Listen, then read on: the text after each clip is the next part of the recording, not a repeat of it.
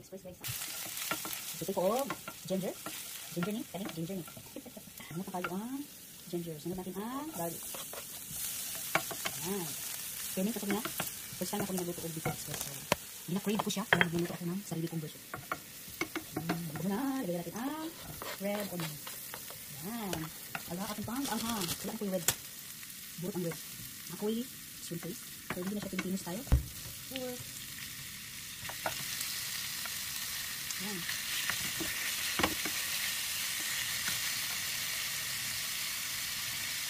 Ako nililin ko ng kabaw ko. Nalito yung mga dahil kasi kailangan marami. Ayan. Tapos lagyan na natin ng shrimp paste. Bell pepper para merong decoration. At ang sili.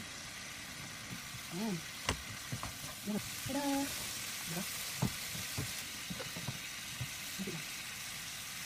Then, ang pork cube. Ito pork cube. Ito pork cube. Tada! Look at that! Lagyan natin. Ayan. Picture. Maglagay na tayo ng coconut milk. So, creamy kayo siya. Ayan. Ayan. Ayan ang coconut milk. Ayan. Tubig na sa bata. So, haluin natin. Oops.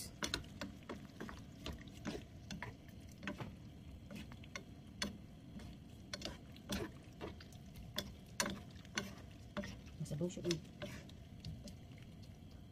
Malara na. So, muna siya. Naikulay. Kaya naikulay atong shrimp paste. On the other side, luto dito sa bowl guys. Ako na pa siko ang